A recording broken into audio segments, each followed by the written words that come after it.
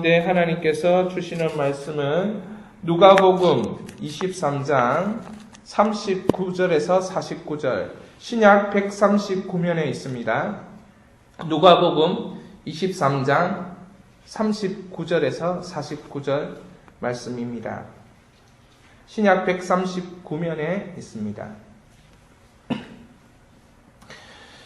신약 139면에 있습니다. 누가복음 23장 39절에서 49절 말씀입니다.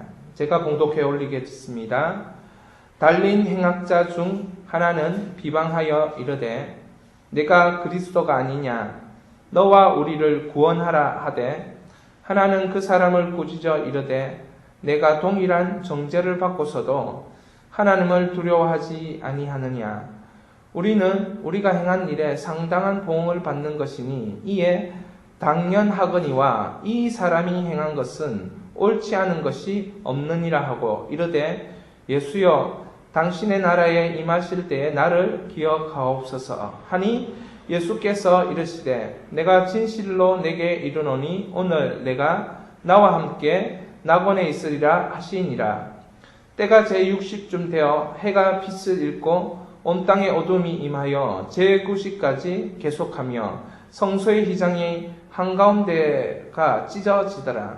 예수께서 큰 소리로 불러 이르시되 아버지 내 영혼을 아버지 손에 부탁하나이다 하고 이 말씀을 하신 후에 숨지시니라. 백부장이 그 된 일을 보고 하나님께 영광을 돌려 이르되 이 사람은 정녕 의인이었도다 하고 이를 구경하러 모인 무리도 그 된 일을 보고 다 가슴을 치며 돌아가고 예수를 아는 자들과 갈릴리로부터 따라온 여자들도 다 멀리 서서 이 일을 보니라. 아멘. 오늘 이 말씀을 통하여서 십자가를 통해 영광스러운 삶을 회복합니다 라는 제목으로 말씀의 은혜를 나누고자 합니다.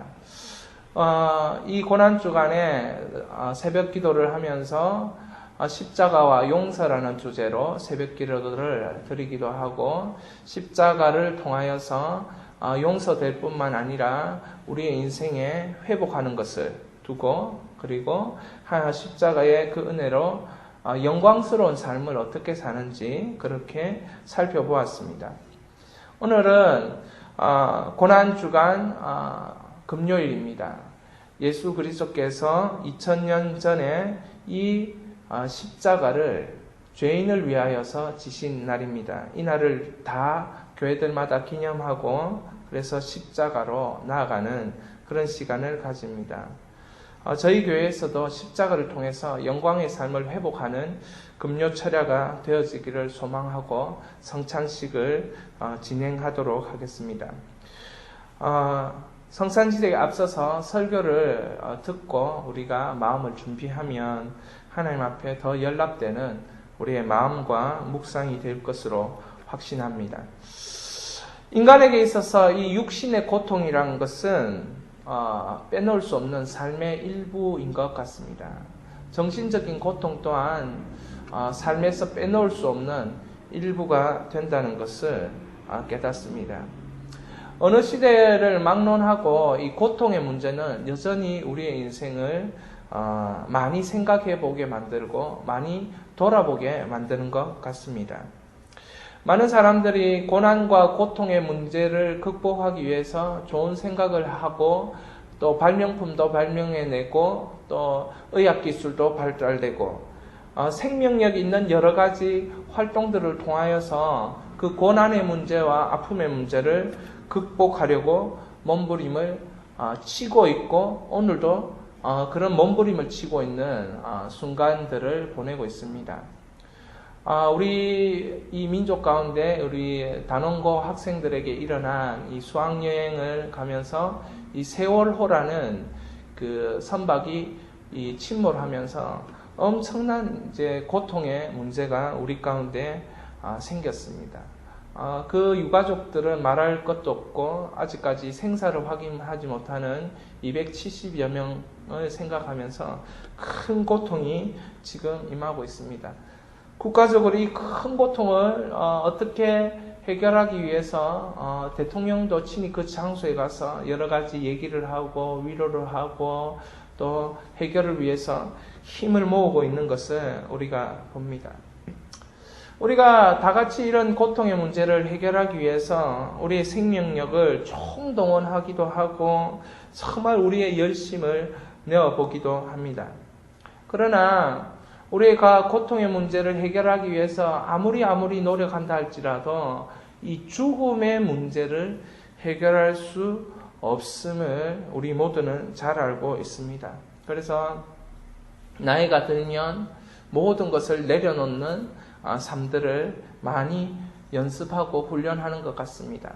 힘이 없어지기 시작하면 이제 가지고 있는 권력도 내려놓고 다른 사람을 이해하는 마음도 넓어지고 이렇게 되는 것 같습니다. 예수님에게 있어서도 이 상상할 수 없는 고통이 있었습니다. 이 고통은 바로 우리의 죄의 문제를 해결하기 위한 고통이었습니다. 이것은 죄로 말미암아 우리 인간에게 있는 죽음의 문제를 해결하기 위한 예수님의 십자가 고통이었습니다. 이 십자가의 고통에 대해서 좀 말씀드리면 이 십자가에 달리기 전에 엄청나게 두들겨 맞는 거죠. 채찍으로 이렇게 엄청나게 태형을 당하셨습니다. 예수를 데려다가 채찍질 하더라.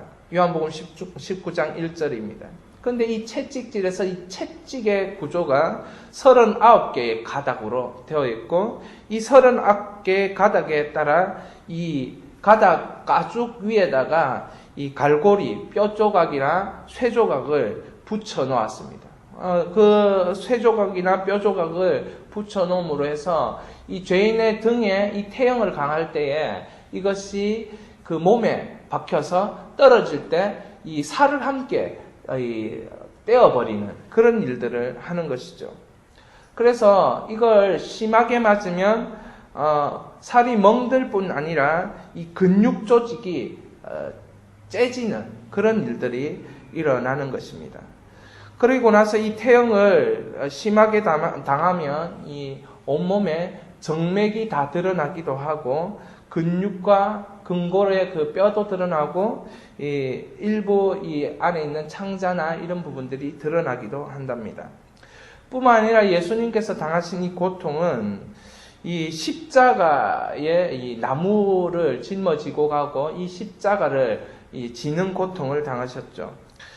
가로들보를 이 페티볼룸이라는 그런 그 가로 나무를 예수님께서 친히 지십니다. 수직 기둥으로 고정하기 전에 하나의 나무를 세워놓고 그 나무를 이제 그 십자가를 만들기 위한 다른 하나의 나무, 이 수평나무를 테티볼륨이라 이렇게 하는데 이 테티볼륨을 예수님의 어깨에 지고 이렇게 길을 걷게 만드신 것입니다. 예수님이 심하게 이 테티볼륨에 끌고 가면서 이제 이 땅바닥에 예수님을 눕혔습니다. 예수님을 눕히고 그리고 이 18cm가 되는 대못을 예수님의 이 손과 이 팔 사이에 손목에다가 이 못을 박게 되는 것입니다. 이 못이 통과하는 정확한 지점이 중추신경을 관통하는 그런 으스러지는 느낌이었다고 합니다. 우리가 소위 말해서 이 팔꿈치에 탁 치면은 이 신경이 있는 부분이 따끔하듯이 그거와는 비교되지 않을 만큼의 그 충격이 가해지는 것입니다. 그 못 또한 정말 이 가히 엄청나게 힘든 그런 못을 통해서 어깨를 탈골하고 하여튼 그렇게 이 온몸이 다 늘어나도록 만드는 것이었다고 합니다. 인간으로서는 도저히 상상해 볼 수 없는 극형을 당하신 것이죠. 그리고 이때 숨을 쉬려고 하면 남자들은 이제 횡격막이라는 이 부분이 움직이는데 이 십자가에 달리면 이게 중력에 의해서 몸이 떨어지면서 이 횡격막을 끌어올리려고 하면 이걸 끌어올리려고 하면 숨을 쉬기 위해서 이걸 끌어올려야 되는데 끌어올릴 수가 없는 거죠. 그러면은 이 끌어올리려고 하면 여기 못이 박힌 자리와 다리에 못 박힌 자리에 이제 힘을 줘야 되는데 그 힘을 주면서 엄청난 고통을 당하신 것입니다. 그래서 사실 이 십자가에 못 박히고 나면 점차적으로 그 죄인들은 질식해서 죽는, 숨을 쉬지 못해서 죽는다고 합니다. 왜 이토록 이 십자가에 엄청난 고통을 당하게 하셨는가? 하나님께서 말씀으로 죄인을 그냥 용서하신다 하면 될 것을 왜 자신의 아들을 그렇게 십자가에 못 박히도록 내버려 두셨는가? 이것은 하나님의 사랑과 공의를 실천하기 위함이었다. 그렇게 말씀드릴 수 있습니다. 하나님의 공의로운 그 거룩한 성품은 인간의 죄를 그냥 내버려 두지 못하고 반드시 대가를 지불하게 만들어야 하는 것이죠. 이것이 하나님의 공의입니다. 그래서 하나님은 이 하나님의 공의를 행하기 위해서 십자가의 고통을 가장 중요한 자기 아들 예수 그리스도가 당하게 하시는 것이죠. 그래야 정말 이 죄가 참혹한 죄고 이 죄가 씻을 수 없는 죄인데 내가 너희를 사랑하여서 내 아들을 보내어서 용서하신다는 것을 보여주는 것입니다. 그래서 그 속에는 아들을 보냄으로써 사랑이 있고 그리고 그 속에는 이 피를 흘림으로 인해서 이 죄인의 죄를 씻어주는 역할을 하는 것입니다. 여러분, 동물을 보내어서 죄를 씻는다라고 생각해 보십시오. 양을 보내어서 죄를 씻는다 생각해 보십시오. 그러면 하나님의 사랑을 깊이 느낄 수 있겠습니까? 돼지를 통해서 죄를 씻는다고 생각해 보십시오. 하나님의 사랑을 깊이 느낄 수 없을 것입니다. 그런데 당신의 아들을 보내셔서 이 죄인들의 죄를 씻어내어버리는 작업인 십자가를 행함으로써 공의와 사랑을 두 가지 다 실천하는 그런 사건이 바로 십자가의 사건이 되는 것입니다. 이사야 선지자는 우리는 다 양 같아서 그릇 행하여 각기 제 길로 갔거늘 여호와께서는 우리 모두 죄악을 그에게 담당시켰다. 53장에 말하고 있습니다. 그가 곤욕을 당하여 괴로울 때 그 입을 열지 아니하였으며 마치 도수장으로 끌려가는 어린 양과 털 깎는 자 앞에서 잠잠한 양같이 그 입을 열지 아니하였도다. 이사야 53장에 700년 전에 예수 그리스도 오시기 700년 전에 이사야 선지자는 예수 그리스도의 오심에 대하여 그분의 고통에 대하여 그분이 죄를 어떻게 담당할지에 대하여 미리 예언하시고 그 약속대로 되었음을 봅니다. 이 마지막 순간의 고통이 오늘 우리가 읽은 누가복음 23장이 됩니다. 여러분 44절을 우리가 함께 읽어보겠습니다. 누가복음 23장 44절입니다. 44절 우리 함께 읽겠습니다.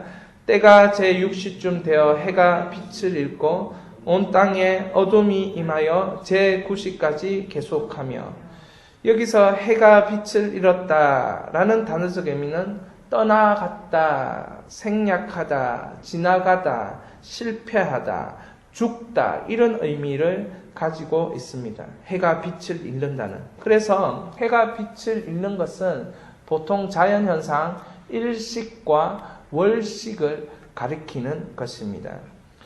말씀에 해가 빛을 잃었다 이렇게 됐는데 그러나 예수님이 십자가 지고 운명하실 유월절은 만월이었습니다. 만월이었기 때문에 이런 자연현상인 일식과 월식이 생길 수 없는 그런 상태였습니다.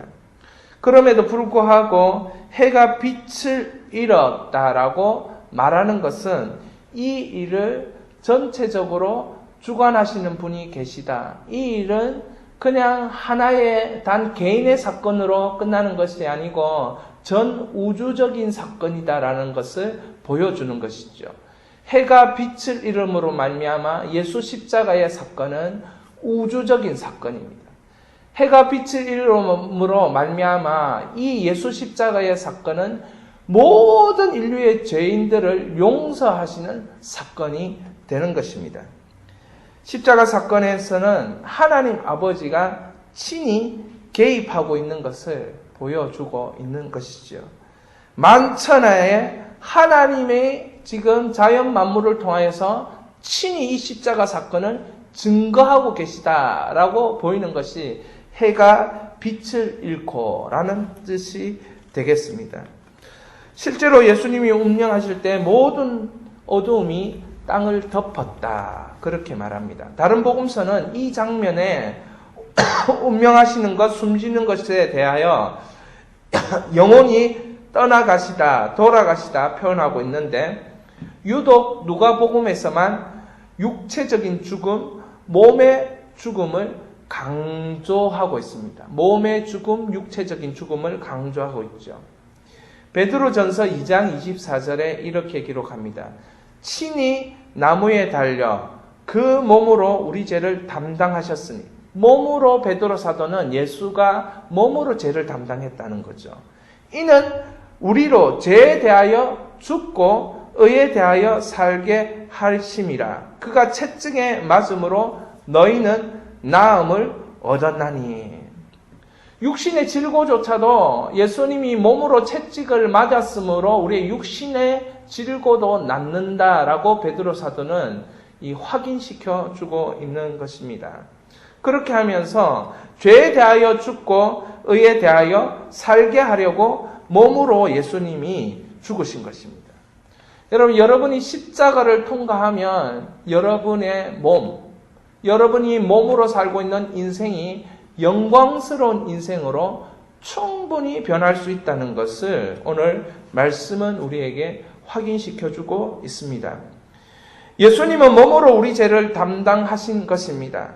예수님은 지금 죄에 대하여 죽고 의에 대하여 살려주시기 위하여 몸으로 십자가를 담당하고 있습니다. 여러분, 우리 인간사의 말에도 그 사람이 온몸을 던져서, 여러분, 온몸을 던졌다는 이 말에 우리는 얼마나 큰 희생이 있었는지, 온몸으로 막았다, 온몸을 던졌다, 이런 의미가 되는 것이죠. 오늘 본문 십자가 현장을 지키고 있는 한 사람이 있었습니다. 고백을 하는 한 사람이 있었습니다. 47절입니다. 한번 같이 읽겠습니다. 47절, 본문 47절입니다. 백부장이 그 된 일을 보고 하나님께 영광을 돌려 이르되 이 사람은 정녕 의인이었도다 하고. 백부장이라는 사람이었습니다. 원문을 정확하게 번역하면 백부장이 예수님의 십자가 현장을 보고 하나님께 영광을 돌리고 계속적으로 하나님께 영광을 돌립니다. 여러분, 두려움이 임하거나 충격적인 사건이 임하면 그것을 계속 생각할 수밖에 없고 말할 수밖에 없는 것입니다. 우리가 이 하나님의 일을 보면 하나님께서 하신 일이 너무나 영광스럽고 때로는 충격적이어서 자꾸 되뇌는 거죠. 감사합니다. 내지는 또 자기의 죄를 깨닫게 되면 저의 죄를 용서해 주세요. 왜냐하면 그 일을 자꾸 되뇌게 되는 것입니다. 바로 그런 일들이 백부장이라는 사람에게 일어났습니다. 여러분, 백부장이 누구입니까? 백부장은 로마 군대 조직에 100명의 군대를 거느리는 지휘관이 백부장이에요. 여러분, 이게 무슨 말입니까? 예수를 신앙하고 있는 사람이 아니라는 거죠. 하나님을 믿고 있는 사람이 아니라는 것입니다. 예수님을 따르는 제자가 아니었습니다.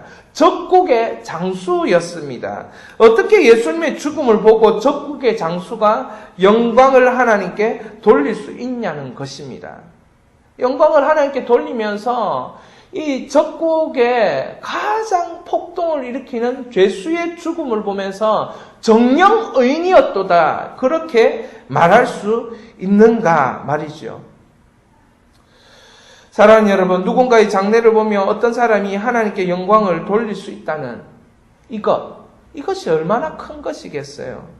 어떻게 하나님을 모르는 로마 군대의 장수가 하나님께 영광을 돌리게 된다는 말입니다. 상식적으로 우리는 이해할 수가 없어요. 성경에 기록되었으니까 그냥 읽는 거지. 내용을 조금만 안다면, 이 백부장이 누군지 조금만 내용을 안다면 그가 왜 하나님께 영광을 돌리는 사람으로 급격하게 변화받을 수밖에 없었는지 우리가 아는 거예요. 하나님을 여러분 제대로 만난 거예요. 아무리 불신자라도 하나님을 제대로 만나면 갑작스럽게 그렇게 영광을 돌리는 거예요. 여러분, 우리가 예수님을 제대로 만나면 이 순간은 갑작스럽게 은혜의 순간이 되고 내 인생 전체를 바꾸어버리는 축복의 순간이 된다는 것을 깨달을 수 있기를 바랍니다. 이것은 우리 주님께서 마지막 순간에 우주를 흔들어 버리셨기 때문에 일어났던 사건입니다. 우주를 흔들어 버리셨기 때문에 일어난 사건이에요. 마치 이 지구가 일식이 될 수 있는 상태로, 우주가 일식이 일어날 수 있는 상태로 하나님이 휙 돌려버린 듯한 느낌. 만약에 과학자들이 그걸 설명했다면 하나님이 시간을 돌리셔가지고 일식이 일어날 수 있도록 그 순간에 만들어버렸다. 그렇게 해석을 해버렸겠죠. 그런 일이 일어나니까 태양이 떠 있어야 하는데 천하가 깜깜하고 어두움이 임했습니다. 우리 예수님께 이 십자가 피 흘리시는 그 시점이 예루살렘에 있는 여기저기 무덤이 펑펑 터지면서 죽은 자들이 벌떡벌떡 일어나는 그런 일들이 일어난 것입니다. 썩어지고 사라진 그 시신들, 뼈가 그런 시신들이 온몸을 잃고 무덤 속에서 벌떡벌떡 일어나는 일들이 일어났기 때문에 이것 때문에 백부장이 놀란 것이죠. 아무리 적국의 장수를 할지라도 눈에 보이는 이 사실들 앞에 어쩔 수가 없었던 것입니다. 무엇입니까? 하나님은 전능하시고 예수님의 사역은 죽음을 뚫고 부활하는 사역이라는 것을 깨닫게 합니다. 예수님의 이 십자가 사건은 죽음을 뚫고 부활하는 사건이다. 십자가의 사건은 아버지가 되신 하나님께서 친히 이끌어주시는 사건이다. 온 우주 만물이 복종해야 될 사건이다. 라고 보여주는 것입니다. 그렇기 때문에 백부장이 하나님께 영광을 돌리고 하나님 자비를 베푸소서, 하나님 은혜를 베푸소서 계속 그런 말을 되뇌었던 것입니다. 마치 실성한 사람처럼 말입니다. 백부장이 하나님께 영광을 돌리고 있는 것은 적국의 장수로서 놀라운 일입니다. 동시에 하나님을 모르는 자가 하나님께 영광을 돌린다는 것은 정말 이 일이 충격적인 사건이었다는 것입니다. 그러나 이는 예수님의 죽음에 대해서 깊이 이해하고 영광을 돌리는 것이 아니었습니다. 사실상. 그렇죠? 백부장이 하나님을 발견한 것은 대단한 일이고 영광을 돌리는 일은 대단한 일일 수 있지만 예수님의 죽음에 대하여 포함되어 있는 그 승리를 발견하고 이해하고 받아들인 것은 아니라는 거죠. 그냥 여러분들도 신앙생활 하면서, 이 신앙생활 하면서 하나님과 관계없이 자신에게 얼마든지 신기한 일이 일어날 수 있습니다. 신비한 일이 일어날 수 있습니다.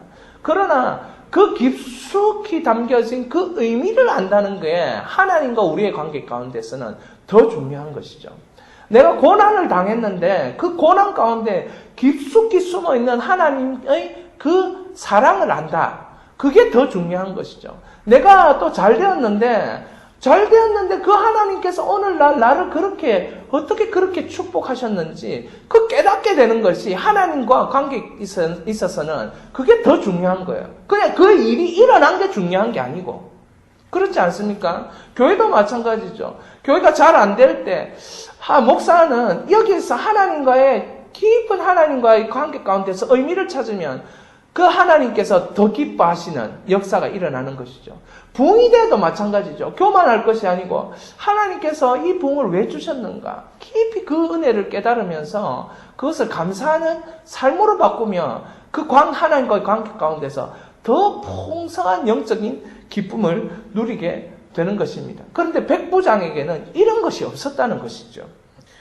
여러분 46절을 한번 읽어보겠습니다. 46절입니다. 본문 46절 읽겠습니다. 예수께서 큰 소리로 불러 이르시되 아버지여 내 영혼을 아버지 손에 부탁하나이다 하고 이 말씀을 하신 후에 숨지시니라. 우리 예수님께서 잔혹한 형벌을 받으시고 십자가에서 찢기시고 아버지로부터 처절하게 버림을 받으셨던 것입니다. 이 버림의 순간 우리 주님께서 하나님을 아버지라고 부르셨습니다. 예수님께서 아버지라고 부르면서 내 영혼을 아버지 손에 부탁한다 라고 말씀드렸습니다. 예수님께서 아버지를 향한 간절한 소망을 나타내고 있습니다. 내 영혼을 아버지께 부탁합니다. 우리 한번 따라해 보겠습니다. 내 영혼을 아버지께 부탁합니다. 그렇습니다. 우리의 종말의 순간에 우리의 고백도 참 이런 아름다운 고백이 나와야 될 줄 믿습니다. 지금 성자 예수님께서 십자가 사건을 진두지휘하시는 성부 하나님 아버지께 모든 것을 부탁하고 있습니다. 도대체 예수님께서 어떤 부탁을 하나님 아버지께 드리고 계시는 것입니까? 도대체 성자 예수님께서 어떤 부탁을 성부 하나님 아버지께 하고 있는 것입니까? 어떤 소망을 가지고 계신 것입니까? 마치 육신의 아들이 육신의 아버지가 유일한 자신의 소망된 일을 알고 무엇인가 부탁하고 있는 장면으로 보입니다. 로마서 15장 13절에는 이러한 말씀이 기록되어 있습니다. 소망의 하나님이 모든 기쁨과 평강을 믿음 안에서 너희에게 충만하게 하사. 소망의 하나님이 모든 기쁨과 평강을 믿음 안에서 충만하게 하신답니다. 여러분, 여러분의 소망, 하나님이 소망을 가지고 계십니다. 우리를 향한 소망을 가지고 계시죠. 그 소망 때문에 우리는 기쁨을 누릴 수도 있고 평강을 누릴 수 있습니다. 그런데 그 소망, 하나님의 소망을 우리가 맛보려고 하면 믿음 안에 있을 때에 하나님의 소망을 맛볼 수 있는 거죠. 믿음 안에 있을 때 하나님이 주시는 평강을 맛볼 수 있습니다. 사도 바울은 이 믿음 안에서 기쁨과 평강의 이 은혜를 누리려고 하면 성령의 능력을 믿음 안에서 경험해야 된다. 그렇게 얘기합니다. 성령의 능력으로 소망이 넘치게 하시기를 원하노라. 그렇게 로마서 15장 13절에 기록하고 있는 것입니다. 사랑하는 여러분, 예수님께서는 하나님 아버지에게 소망을 가지고 내 영혼을 부탁한다. 그렇게 말합니다. 여러분도 마찬가지겠죠. 누구에게 뭔가 부탁하거나 유언할 때 무엇입니까? 소망을 담은 마음을 전달하는 것 아니겠습니까? 그래서 이 소망을 사도 바울은 이렇게 얘기합니다. 갈라디아서 3장 13절에서 14절입니다. 너무 중요한 말씀인데 우리가 한번 찾아보겠습니다. 갈라디아서 3장 13절에서 14절까지 이 두 구절의 말씀을 우리가 오늘 핵심 구절로 알고 여러분들이 꼭 좀 암송을 하시면 좋을 것 같습니다. 구약 성경, 신약 성경에 있습니다. 신약 성경 갈라디아서 3장 13절에서 14절입니다. 그리스도께서 우리를 위하여 저주를 받은 바 되사 율법의 저주에서 우리를 속량하셨으니 기록된 바 나무에 달린 자마다 저주 아래 있는 자라 하였음이라. 이는 그리스도 예수 안에서 아브라함의 복이 이방인에게 미치게 하고 또 우리로 하여금 믿음으로 말미암아 성령의 약속을 받게 하려 함이라. 이스라엘 백성들 가운데 율법 가운데 하나는 바로 이것이었습니다. 무엇이었냐면은 나무에 달린 자는 저주받아 죽는 자다. 여러분, 나무에 달린 자는 이스라엘 백성들 가운데는 저주받아 죽는 자가 나무에 달려 죽는다 생각했습니다.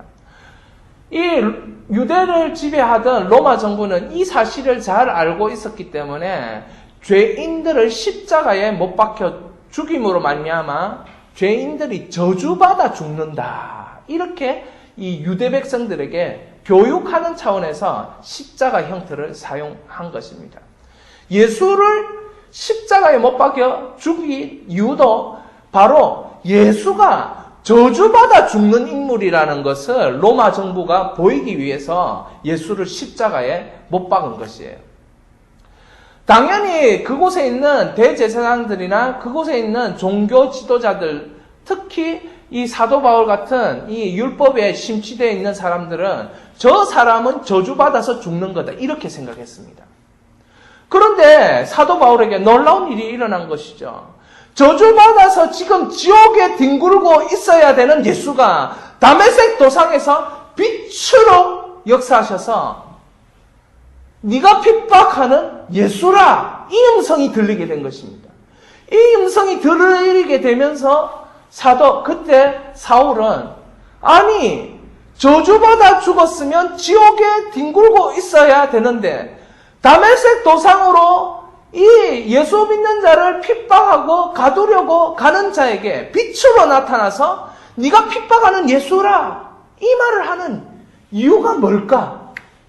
아, 그분이 저주받아 죽은 것이 아니구나 깨닫게 된 것입니다. 그분이 우리의 죄를 위하여 죽으신 분이구나 사도 바울이 깨닫게 된 것입니다. 그래서 그가 사울에서 사도 바울로 변하는 경험을 하게 된 것이지요. 할렐루야. 그래서 저주에서 우리를 속량하셨다, 이 깨달음이 사도 바울에 온 것입니다. 여러분, 우리는 사실 저주받은 인생입니다. 저주받은 인생입니다. 자신이 잘못을 저지르면 그 잘못에서 헤어나올 수 없는 것이죠. 금방 들은 소식이었습니다마는 이 단원고의 학생들을 건져내지 못하고 이 교감 선생님으로서 자기만 먼저 빨리 빠져나온 것을 너무 죄책감을 여겨서 목매어 자살했다는 얘기를 금방 들었습니다. 저는 그것이 무엇입니까? 우리가 뭔가 자기가 잘못한 것이 있으면 그 죄책감 때문에 막 자기를 따라다니는 거죠. 저주가 자기를 따라다닌다고 생각하기 시작합니다. 이게 죄인의 특징입니다. 내가 저주받은 인간이 아닌가. 사실 저도 어릴 때 청소년 시기를 보낼 때 그런 마음이 들었습니다. 내가 저주받은 인간이 아닌가. 안 그렇다면 이렇게 뭐를 하는데도, 열심히 하는데도 왜 이래 잘 안 될까? 우리 부모님은 왜 이래 뭘 열심히 하는데 잘 안 될까? 이런 마음이 자꾸 드는 거예요. 마치 저주받은 인생. 이것을 끊어버릴 수만 있다면 정말 끊고 싶은 생각이 들었어요. 항상 몸이 다치고 기부스를 하고, 오른쪽 발에 기부스를 하면 왼쪽 발에 또 기부스를 하고, 왼쪽 발에 기부스를 하고 그 나으면 또 어깨에 기부스를 또 하고, 왜 이렇게 아픈 것이 나를 따라다닐까? 군입대해서 한 달 군생활하고 무릎이 다쳐가지고 전방 십자인대 파열과 연골 파열로 3개월 만에 제대를 해버렸습니다. 그러니까 내 인생에 왜 이래 아픔이 쫓아다니냐? 난 저주받은 인생. 사랑하는 여러분, 이 저주 아래 있는 자들을 속량하시기 위하여서 우리 예수님이 오셨다는 거죠. 우리 예수님이 십자가의 사건을, 대가를 지불하신 것입니다. 이 죄를 대가를 지불하는 것으로만 끝나지 않고 무엇이 있습니까? 이는 그리스도 예수 안에서 아브라함의 복이 이방인에게 미치게 하고 또 우리로 하여금 믿음으로 말미암아 성령의 약속이 있게 하려고. 여러분, 저주받은 자를 속량하시고 그거야만 끝나는 것이 아니고, 아브라함의 복이 임하고 그거야만 끝나는 것이 아니고 성령의 약속이 임하는 그것까지 나타나게 하려고, 경험되게 하려고, 그런 인생을 살게 하려고, 그런 생활이 되게 하려고 우리 예수님이 죄인들을 위하여 저주를 대신 지셨다는 것이죠. 할렐루야. 오늘 설교 제목이 뭡니까? 십자가를 통해서 영광스러운 삶이 회복된다 아닙니까? 여러분, 십자가를 여러분이 통과하면, 십자가를 통과하면서 여러분의 죄를 예수님이 짊어지신 그 저주의 사건, 저주의 대가를 지불하신 예수님을 경험하기만 하면 회복이 되는 영광스러운 삶이 된다고 예수님은 약속하시는 것이죠. 첫째로 예수님께서 아버지에게 부탁한 그 승리의 소망은 저주스러운 삶, 묶여있는 삶이 복음 안에서 새로운 피조물이 되는 자유를 얻는 삶, 승리의 삶이 된다는 거죠. 할렐루야. 한국 가정주부의 90%가 이 점을 본다 이런 얘기를 하거든요. 점을. 그러니까 묶여 있는 거죠. 이 묶임에서 자유롭게 하시기 위해서 오신 분이 예수님이다. 예수님께서 아버지께 부탁한 승리의 소망은 둘째로 아브라함의 복을 얻게 하는 데 있습니다. 여러분, 예수님이 십자가 지신 것은 예수님이 십자가를 지신 것은 저주를 풀어줄 뿐 아니라 아브라함의 삶이 회복되게 하기 위해서. 여러분, 창세기에 있는 아브라함의 삶이 무엇입니까? 창세기에 있는 아브라함의 삶을 일일이 다 설명할 수 없으니까 로마서 4장에 사도 바울이 아브라함의 삶에 대하여 몇 절로 정리를 합니다. 로마서 4장 16절에 아브라함의 삶을 사도 바울이 이렇게 정리를 합니다. 그러므로 상속자가 되는 것은 은혜에 속하기 위하여 믿음으로 되나니 이는 그 약속을 그 모든 후손에게 굳게 하려 하심이라. 율법에 속한 자에게 뿐만 아니라 아브라함의 믿음에 속한 자에게도 그래하니 아브라함은 우리 모든 사람의 조상이라. 그렇게 말하면서 로마서 4장 17절에 기록된 바 내가 너를 많은 민족의 조상으로 세웠다 하신 것 같이 그가 믿는 바 하나님은 죽은 자를 살리시며 없는 것을 있는 것으로 부르시는 이시니라. 여러분, 아브라함을 통해서 하나님이 보여주시는 아브라함의 복은 죽은 자를 살리시며 없는 것을 있는 것으로 부르시는 하나님을 아브라함의 복이라 사도 바울이 그렇게 정리합니다. 죽은 자를 살리시며. 이건 무슨 말입니까? 사라의 태를 통하여 이삭을 출생케 하는 그 일을 얘기하는 것이죠. 뿐만 아니라 없는 것을 있는 것으로 부르시는 하나님을 가르쳐 주는 겁니다. 여러분, 없는 것을 있겠다 이렇게 말씀하시지 않고 없는 것을 있는 것으로 부르신다 이렇게 얘기합니다. 여러분, 여기에서 이 말의 차이가 나지요. 없는 것을 있게 하신다. 없는 것을 그냥 있게 하시는 게 아닙니다. 없는 것을 부를 때에 있게 하시는 것이죠. 여러분, 아브라함의 복은 없는 것을 부를 때에 받는 것을 말합니다. 아브라함의 생애가 무엇입니까? 갈대아 우르에서 모든 것을 다 내려놓고 나온 거예요. 아버지의 부를 자기가 내려놓고 나온 것이죠. 그리고 하란으로 갔습니다. 거기서 또 옮기죠. 거기서 얻은 모든 것을 다 내려놓고 그냥 광야로 그 이동길을, 그 성경에서 말하는 그 이동길은 2,400km 정도가 되는 길입니다. 그 이동길을 걸었던 것입니다. 많은 것이 없었겠죠. 낙타가 있었을 것입니다. 그러나 그가 생존하기 위해서 필요한 거의 대부분은 없었죠. 사라와 함께 대화하면서 없는 것을 얘기했을 것입니다. 이것이 없는데 하나님 이것을 채워주셔야 된다. 오늘날 우리의 모습과도 동일하지 않겠습니까? 우리도 이것이 없는데 하나님이 채워주셔야 되는데 라고 여러분은 고백 안 하실지 모르겠지만 저는 날마다 고백합니다. 하나님, 저 이것 없는데요. 하나님이 채워주셔야죠. 하나님, 저 이것 없는데요. 하나님 채워주셔야죠. 하나님, 제가 사람에게 말할까요? 여러분, 대화를 통해서 부모님과 자식이 대화해서 자식이 이것 없다고 말하면 부모가 논리적으로 이해가 되고 또 합당하면 부모가 또 가진 부모면 얼마든지 내어주죠. 마찬가지인 것이죠. 우리가 없는 것에 대하여 하나님께 말할 때에 하나님은 그 없는 것을 부를 때에 있게 하시는 하나님. 이게 아브라함의 복이라는 거죠. 예수님이 십자가에서 내 영혼을 아버지께 부탁합니다 라고 말하면서 그 소망은 무엇입니까? 이제 아버지께서 내 영혼을 가지고 가시고 이제 내가 이들을 위하여 죽었사오니 이들을 위해 이러한 은혜와 소망과 복을 달라. 아브라함의 복을 달라. 그렇게 기도하고 있는 그 소망의 마음인 것입니다. 마지막으로 무엇을 구하고 있습니까? 마지막으로 그는 성령의 약속을 받게 하려 함이라 라고 이렇게 기록하고 있습니다. 세 번째는 성령의 약속을 구하고 있는 것입니다. 여러분, 예수님이 죽고 난 이후에 일어나야 될 이 사도들의 제자들에게 일어나야 될 사건이 무엇입니까? 예루살렘을 떠나지 말고 능력이 입히울 때까지 기도하라. 주님께서 말씀하세요. 예루살렘을 떠나지 말고 능력이 입히울 때까지.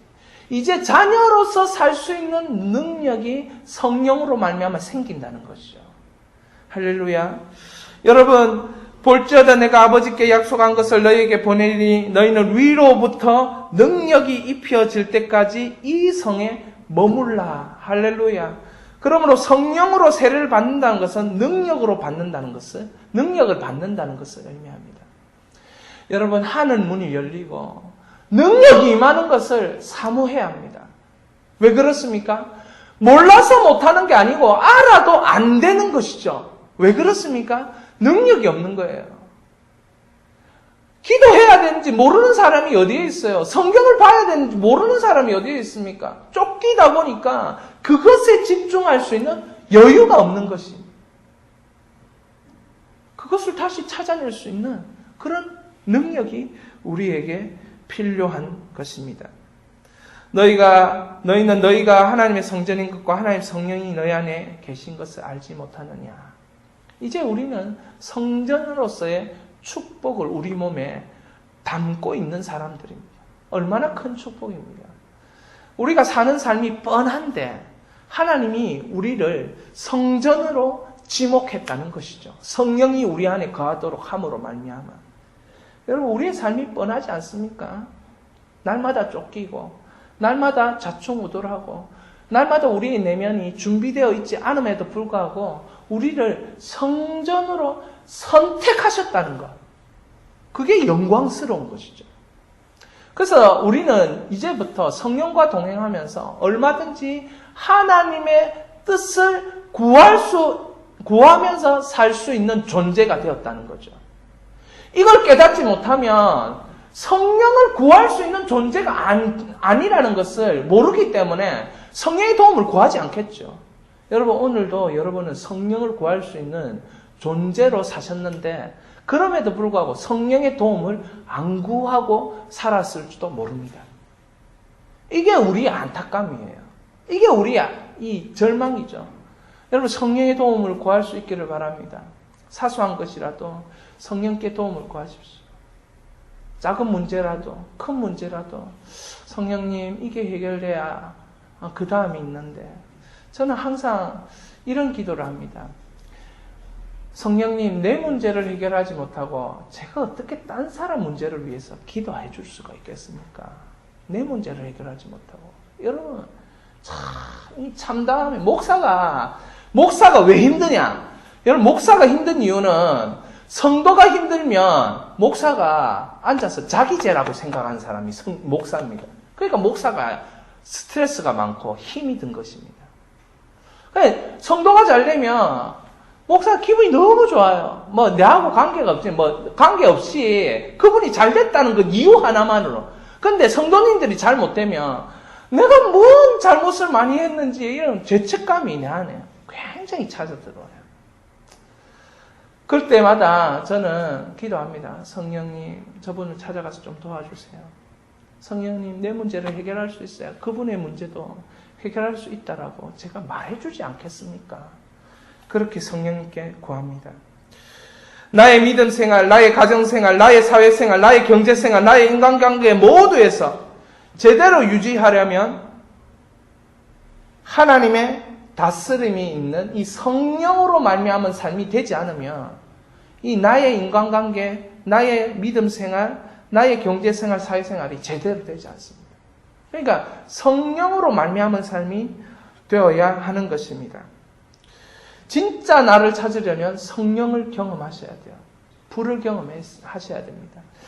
여러분, 고난중간 마지막입니다. 부활의 권능은 진짜 여러분을 찾는 것입니다.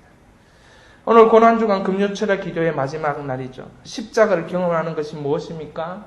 내 영혼을 아버지 손에 부탁하나이다. 이것이 십자가를 경험하는 거예요. 여러분, 여러분의 영혼을 아버지께 부탁하십시오. 그리고 아버지가 인도하시는 것을 저는 이제 아버지의 인도를 기다리겠습니다. 그렇게 하나님 아버지께 여러분의 영혼을 맡겨보십시오. 내일부터, 당장 이 시간 이후부터 하나님께서 평안으로 여러분의 영혼을 인도하실 줄 믿으시기 바랍니다.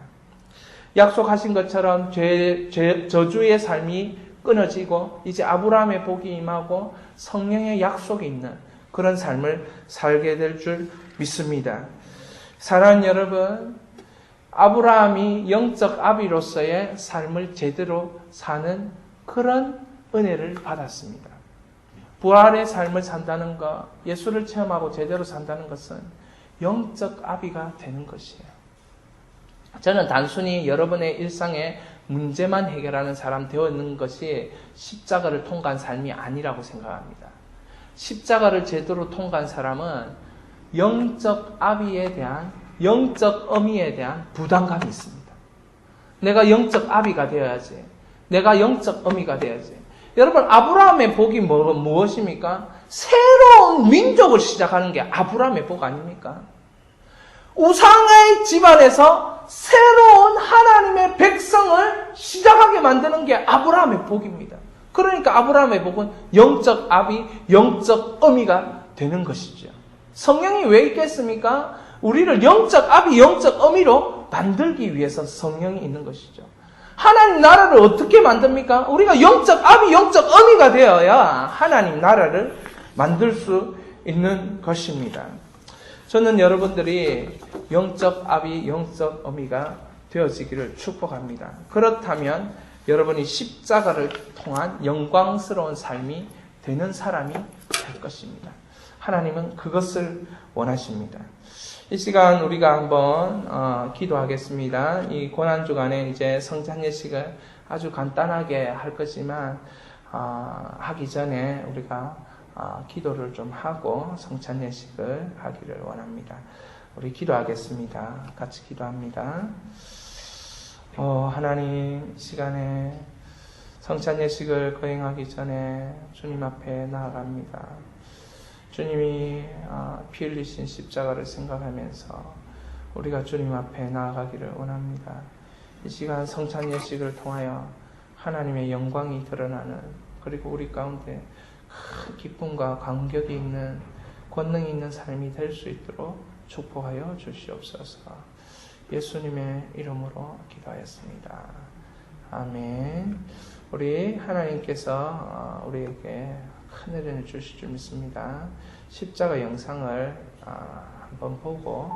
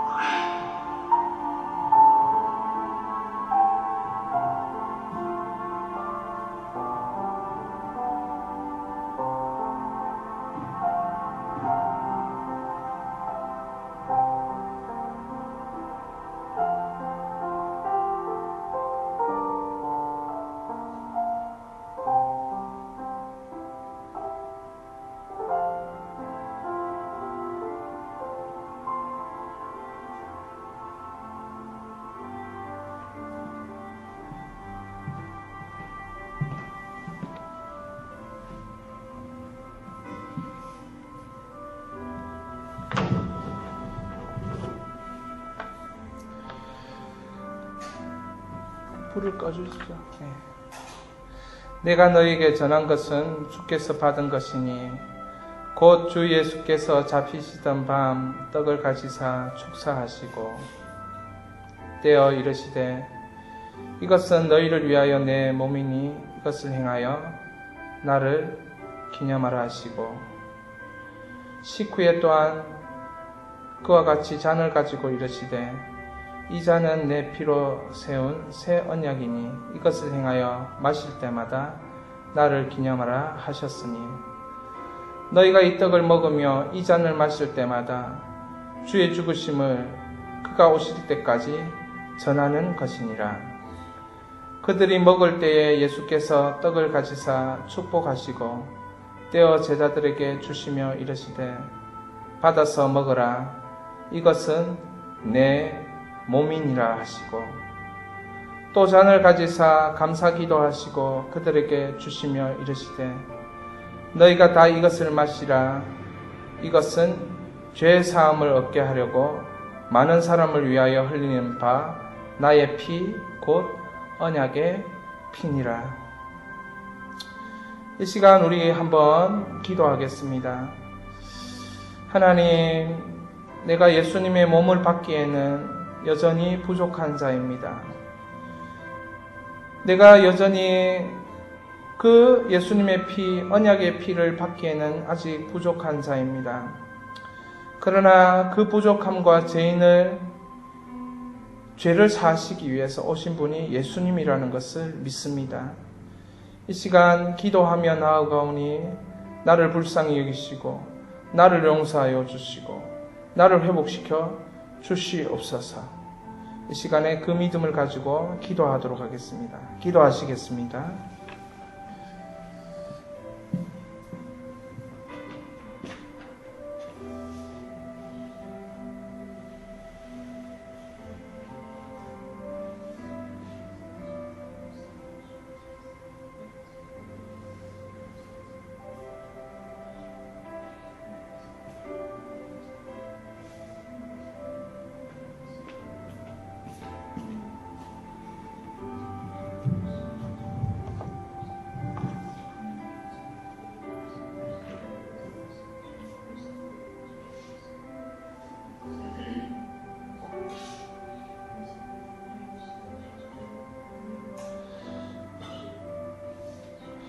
성찬은 예수님께서 정하신 것입니다. 예수님께서 내 삶을, 내 살을 먹고 내 피를 마시는 자는 영생을 가졌고 마지막 날에 그를 다시 살리신다고 약속하신 언약의 몸이요 언약의 피가 되는 것입니다.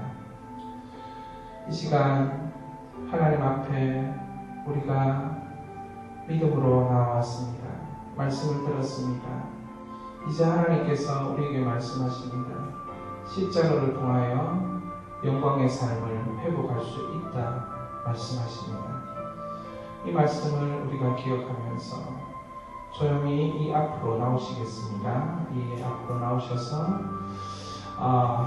오늘 분변과 분잔을 함께 하도록 하겠습니다. 분변과 분잔을 함께 하도록 하겠습니다. 나오셔서 이 몸이신 예수님의 몸을 기억하시면서 떡을 받으시고 예수님의 피를 기억하시면서 이 잔을 받으시면 되겠습니다. 가지고 마셔서 자리에 하셔서 먹지 마시고 제가 기도 끝나면 다 같이 먹도록 하겠습니다. 예. 자리에 들어가지 마시고 앞으로 일렬로 좀 서주시죠. 예. 앞으로 나오시면 되겠습니다. 예.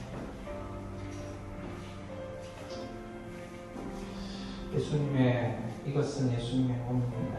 이것은 예수님의 언약의 피입니다. 들고 하시면 되겠습니다.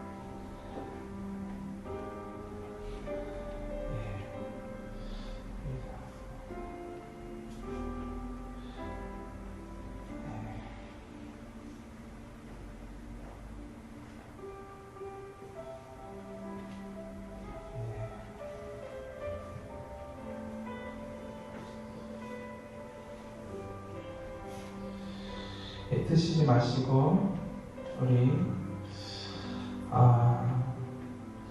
사도신경을 한번 고백하도록 하겠습니다. 전능하사 천지를 만드신 하나님 아버지를 내가 믿사오며 그 외아들 우리 주 예수 그리스도를 믿사오니 이는 성령으로 잉태하사 동정녀 마리아에게 나시고 본디오 빌라도에게 고난을 받으사 십자가에 못 박혀 죽으시고 장사한 지 사흘 만에 죽은 자 가운데서 다시 살아나시며 하늘로 오르사 전능하신 하나님 우편에 앉아 계시다가 저로서 산자와 죽은 자를 심판해 오시리라. 성령을 믿사오며 거룩한 공예와 성도가 서로 교통하는 것과 죄를 사하여 주시는 것과 몸이 다시 사는 것과 영원히 사는 것을 믿사옵나이다. 아멘. 제가 한번 기도하겠습니다. 하나님 아버지, 죄인을 구원하신, 나를 구원하신 예수님을 믿습니다. 예수님을 통해서 나는 저주에서 속량받았고 예수님 때문에 인생에 기쁨이 있는, 회복이 있는 자로 변화받았습니다. 예수님 때문에 영원한 천국이 약속되었습니다. 예수님 때문에 이제 나는 소망 있는 삶을 살게 되었습니다. 예수님 때문에 나는 언제든지 하나님께 나아갈 자유가 주어졌습니다. 예수님 때문에 죄를 이길 수 있는 능력도 생겼고 예수님 때문에 믿음을 가지고 평안한 가운데 살 수 있는 은혜도 생겼습니다. 주님 감사합니다. 하늘 문을 열어주시니 감사합니다. 세미한 음성을 듣게 하여 주시니 감사합니다. 몸된 교회를 허락하여 주시니 감사합니다. 주님의 명령을 따라 성도와의 교제를 할 수 있는 은혜를 베풀어 주시니 감사합니다. 나를 위하여 십자가의 길을 넉넉히 이기신 예수님, 그 예수님은 오늘도 기억합니다.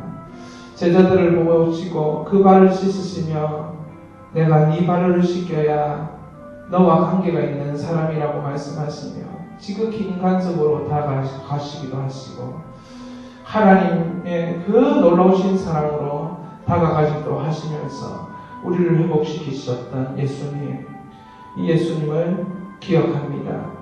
이 예수님께서 만왕의 왕으로 다시 우리 가운데 오실 줄 믿습니다. 다시 재림하시는 주 예수 그리스도를 바라봅니다. 우리의 삶을 승리하는 삶으로 이끌어 주시옵소서. 감사드리옵고 부활의 권능이신 예수님의 이름으로 기도하였습니다. 아멘. 이 시간 기도하면서 잔과 떡과 잔을 드시면 되겠습니다. 드시고 그 마음을 가지고 오늘 마무리 기도는 여러분들이 자유롭게 제가 기도의 인도를 하지 않고 여러분들이 침묵 가운데 기도하셔도 좋고 계속 기도하셔도 좋습니다. 회개 기도를 하셔도 좋고 이때 하나님 앞에 소원을 올리는 것입니다. 가장 귀한 이때에 내가 예수님의 살과 피를 먹으면서 그 언약의 백성이 된 증거가 있을 때 다시 한번 내가 내 영혼을 부탁합니다. 하나님, 내가 하나님 나라를 위하여 이런 소원이 있습니다. 그런 아주 중요한 기도를 여러분 개인적으로 하시면서 나갈 수 있기를 바랍니다. 우리 다 드시고 주여 한번 부르고 기도합니다. 주여